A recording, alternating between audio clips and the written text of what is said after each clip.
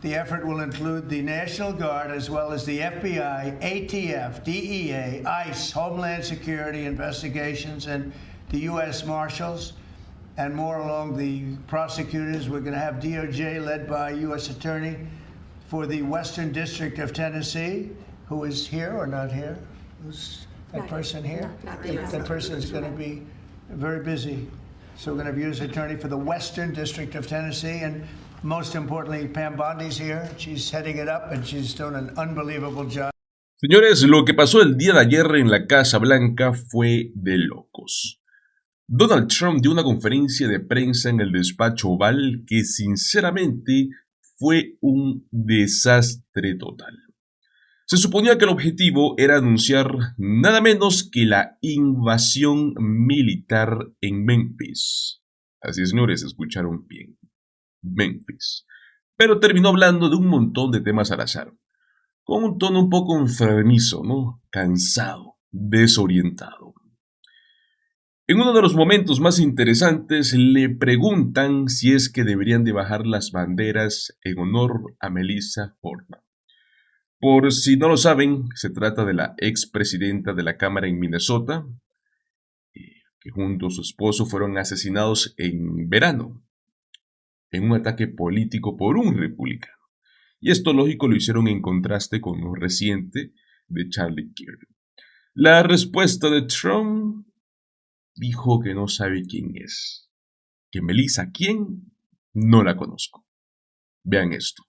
Mr. President, I want Charlie Kirk, in retrospect, given all of the moving ways that this White House has paid tribute to Charlie Kirk, Right. Do you think it would have been fitting to lower the flags to have staff when Melissa Boardman, the Minnesota House Speaker, was gunned down by an assassin as well? I'm not familiar. Oh, The Minnesota House Speaker, a Democrat, was assassinated this summer.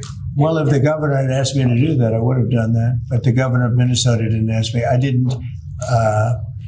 I wouldn't have thought of that, but I would have if somebody had asked me. People make requests for the lowering of flag, and oftentimes you have to say no because it would be a lot of lowering. The flag would never be up. Had the governor of Minnesota asked me to do that, I would have done that gladly. Lo absurdo, amigos, es que cuando ocurrió ese crimen, Donald Trump y los líderes MAGA comenzaron a difundir teorías conspirativas culpando al gobernador Tim Walz, culpando a la izquierda, cuando estaba clarísimo que fue un asesinato político cometido por un republicano. Pero bueno, Trump fue mucho más allá. Dijo que ni siquiera se iba a hablar con Walz porque según él es un desastre. O sea, imaginen que se niega a dialogar con el gobernador del estado donde pasó todo eso. Pues bueno, luego comenzó a hablar de una protesta que ocurrió mientras él estaba comiendo en un restaurante cerca de la Casa Blanca, donde un manifestante mencionó Palestina. Y Trump salió con que debería de ganar premios por lo que pasa allí. Y luego afirmó que la gente estaba abucheando a la manifestante, no a él, cuando se nota, y es que hicimos un video sobre eso, que los abucheos iban dirigidos a él. Escuchen esto. And a woman, in many cases, women, you can see they're professional agitators. I had one the other night. I had 4 the other night, all in one group, total phonies. I started to scream when I got into a restaurant, oh, you know, something with Palestine. And I said, well, I'm doing a great job for peace in the Middle East. I should get lots of awards for that, right? With the Abraham Accords and everything else. But a woman just stood up and started screaming. And she got booed out of the place, too. There were a lot of people in the restaurant. I went there to show how safe, and it was safe. I mean, the woman is just a mouthpiece. All she was a paid agitator. And you have a lot of them. And I've asked Pam to look into that in terms of RICO, bringing RICO cases against it, criminal RICO, because they should be put in jail. What they're doing to this country is really subversive. Yeah. Luego le preguntaron sobre un nuevo barco pesquero destruido por el ejército estadounidense frente a las costas de Venezuela, y Trump aseguró que eran narcoterroristas y que habían pruebas. Su argumento, que todo lo blanco que flotaba en el agua era cocaína. Sí, señores, escuchen. Thank you very much. On Venezuela, sir, and on Israel. First on Venezuela, what can you tell us about this Venezuelan boat that was taken out? And do you plan to provide proof that these were narco-terrorists who were on Sure. their way to the U.S.? Well, we have proof. All you have to do is look at the cargo that was like it's spattered all over the ocean. Big bags of cocaine and fentanyl all over the place. And it was, plus we have recorded evidence that they were leaving. We've recorded them. It's very careful because we know you people would be after us. We're very careful. The military has been amazing. And General Kane showed me a little while ago the clip, but you could actually see it. But you don't have to see it because we have recorded proof and evidence. We know what time they were leaving, when they were leaving, what they had, and all of the other things that you'd like to have. Lo grave es que Trump sigue publicando este tipo de videos al estilo ISIS, ¿no? En sus redes, que ejecuciones militares sin juicios y transparencia sin nada. Yo me pregunto, ¿cómo es que saben si es que realmente no eran simples pescadores? No lo sé, pero bueno. Luego le hacen una pregunta algo tendenciosa sobre designar a Antifa como una organización terrorista. Recordemos que Antifa no es un grupo con líderes, es como que es un término nada más que significa ser antifascista.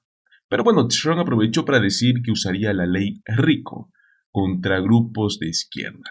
Y bueno, aquí conecta con el tema del asesinato de Charlie Kirk, que, si es que lo recuerdan, ¿no? Un crimen cometido por un joven blanco de 22 años, radicalizado en internet, hijo de una familia republicana maga, pero bueno, aún así Trump intenta culpar a la izquierda. Escuche. Thank you very much. Yeah, please. Yes.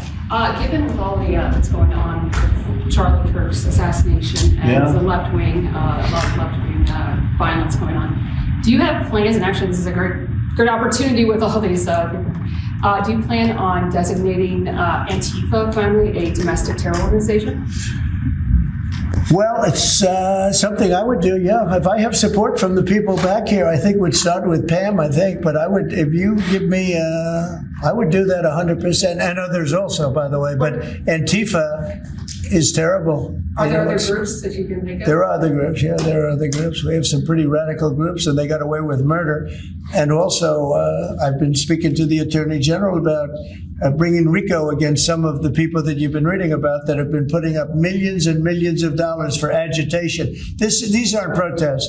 These are crimes, what they're doing, where they're throwing bricks at cars of ICE and Border Patrol. And they come in with a beautiful new car. They're so proud. It's Border Patrol, ICE, you know, it's got whatever it is. And they're throwing rocks at. Más adelante le preguntan si es que Israel le avisó antes de lanzar bombardeos sobre Doha, en Qatar. Reportes confirman que sí fue informado, pero bueno, Trump lo niega. Él dice que no. Veamos cómo vuelve a mentir. Israel, did Bibi Netanyahu speak to you directly to alert you that Israel was going to be striking No. Hamas sites in No, Qatar? he didn't. No, he didn't. Yeah, go How ahead. did you learn of it? Same way you did.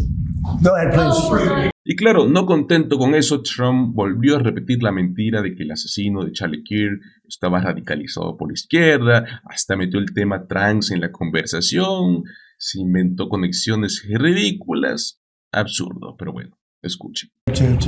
Your FBI is investigating the potential role of left-wing organizations in the assassination. I'm wondering if you think if Charlie Kirk's assassin worked alone or if he worked with you. I don't know. I mean, I can tell you he didn't work alone on the internet because it seems that he became radicalized on the internet. That's just by watching same things that you're watching and hearing. It looks like he became radicalized over the internet. And it seems like he has wonderful parents, brought in a wonderful neighborhood, smart guy, great boards, great marks, great student. And then something happened to him over a fairly short period of time. It looks like he was radicalized over the internet, and it's radicalized on the left. He's a left. I have a lot of problems with the left, and they get protected, and they shouldn't be protected. But as you understand, I think very well from the tone of your question. Thank you very much. On Venezuela. Y bueno amigos, aquí es donde la cosa comenzó a ponerse tensa, porque soltó un bombazo. Dijo que planea mandar al ejército a invadir a Chicago, luego de ir por Memphis. Escuchemos. In the Oval Office. Let's listen in. Great job, but we're sending in the big force now. We also sent them into Chicago on a sort of a moderate basis, and we brought down crime a little bit in Chicago, but we're now going to bring it down very big. We're going to be doing Chicago probably next. I was with a great businessman, a man who is involved in all cities through his business. And I say, who do you think should be next after Memphis? And he said, sir, you've got to save Chicago. We're going to wait a little while. But he said, you got to save Chicago. You can't let it go. Después intentó adjudicarse supuestas mejoras en el crimen de Chicago, pero los datos lo desmienten porque en realidad más del 75% de los tiroteos y de los atentados en Estados Unidos en la última década provienen de la extrema derecha, no de la izquierda. Y aún así Trump insiste en culpar solo a un lado. No olvidemos que fue el mismo Trump quien se burló del intento de asesinato a Paul Pelosi y lo celebró como si fuera un chiste. Vean esto. Gladly. And given the killing of Melissa Portman, the attack on Paul Pelosi, the attack on Gabby Giffords, the attack on the Pennsylvania governor's mansion, why make the case that violence is only on one side? It seems to be taking I didn't place say it's on one side, but I say the radical left causes tremendous violence, and they seem to do it in a bigger way.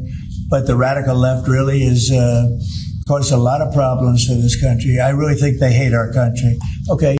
Bueno, pero si faltaba algo un poco bizarro, Brian Glenn, novio de Marjorie Taylor Greene, el mismo que antes, recordemos, bueno, si no lo saben, se vestía en drag para shows de TV, le preguntó a Trump si iba a quitar una carpa púrpura frente a la Casa Blanca, y luego se quejó de que había una bandera trans en la calle 14, utilizando el discurso del peligro de la ideología trans.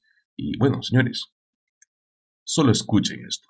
And one more question, if I could. A lot of these, in recent of these trans shooters that we've seen over the last couple incidents, this flag right here is up and down 14th Street. This is what would be the trans flag. A lot of people are very threatened by this flag. It means a lot of different negative things to people, violence. Would you be opposed to taking this flag down up and down the streets of DC? Well, I wouldn't be. Then they'll sue and they'll get freedom of speech stuff, so that'll happen. But I would have no problem with it.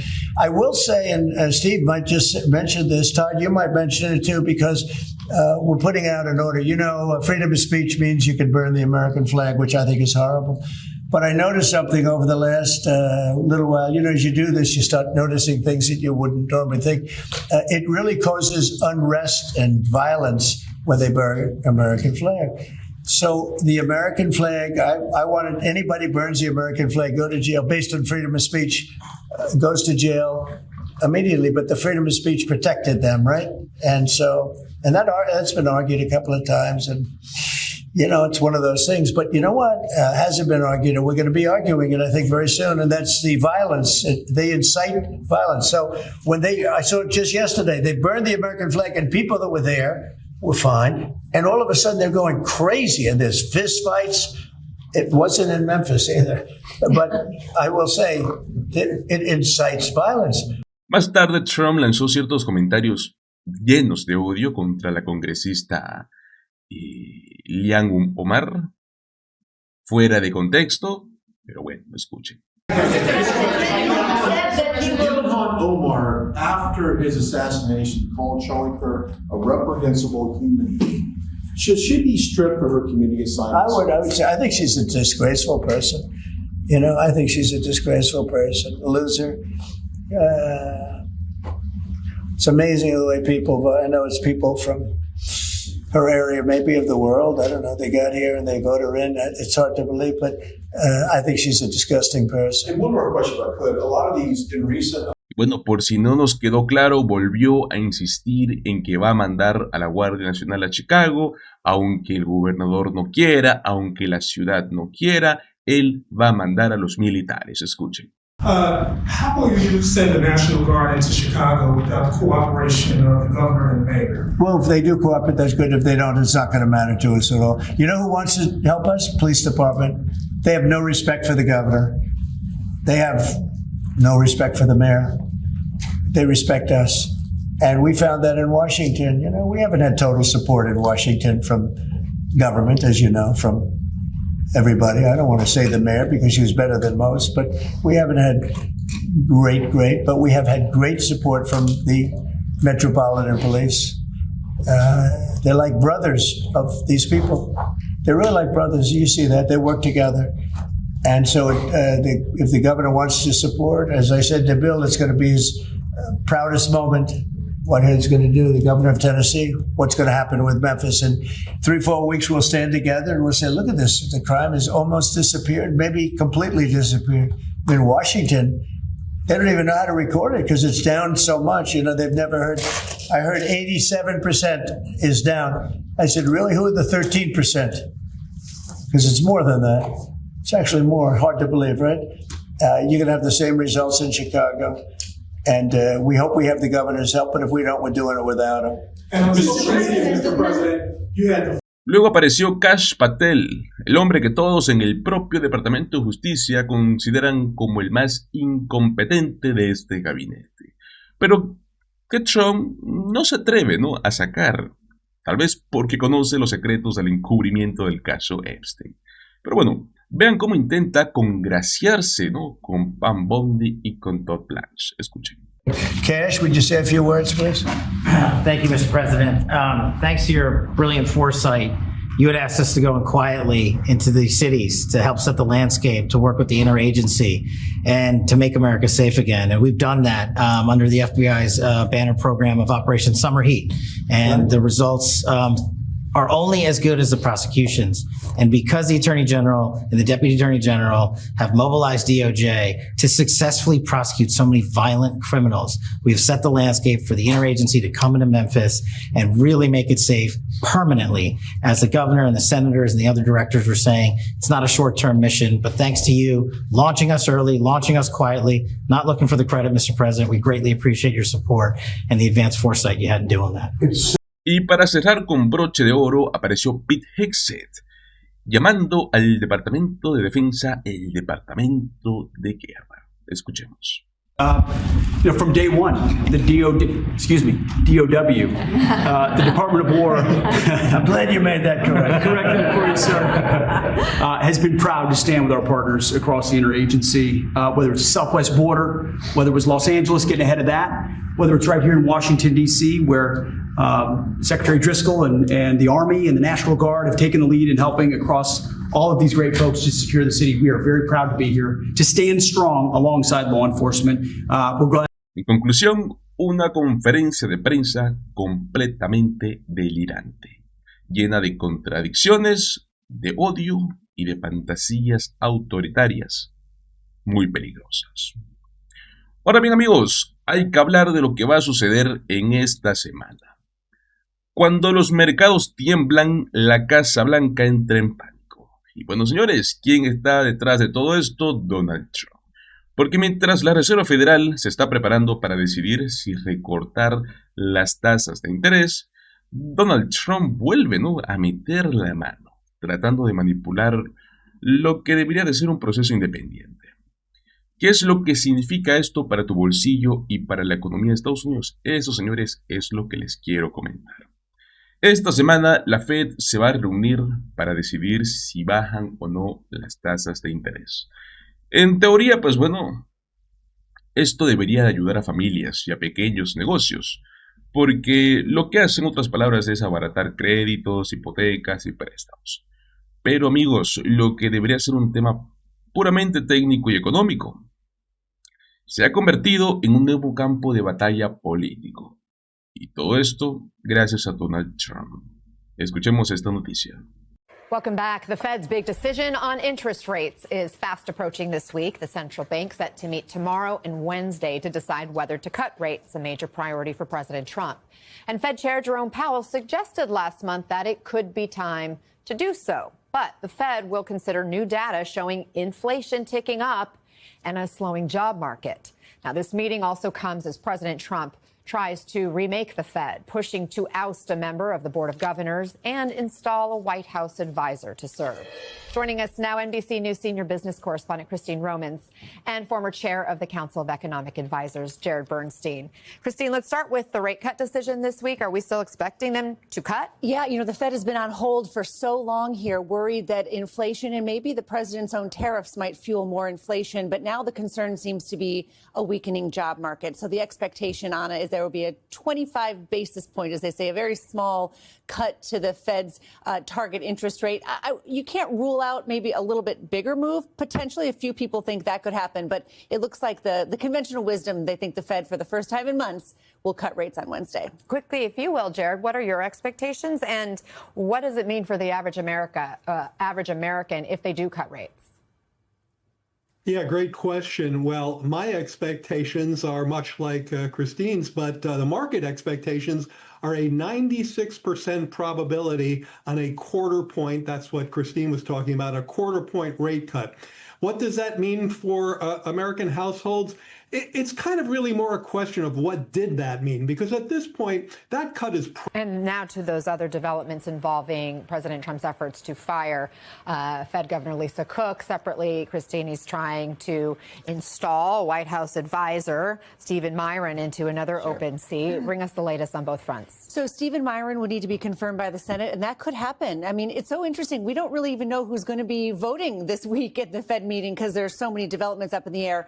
The president has appealed a ruling that would have allowed Lisa Cook, that Fed governor, to do her job this week. So we're waiting for an appeals court ruling on that as well. So if Stephen Miron gets confirmed by the Senate, he could theoretically be in place for that Tuesday meeting and Wednesday meeting and vote. And Lisa Cook, we're just still waiting to see what happens with her. It's interesting. NBC News has reviewed some bank records of Lisa Cook that appear to cast doubt on the White House allegations about mortgage improprieties.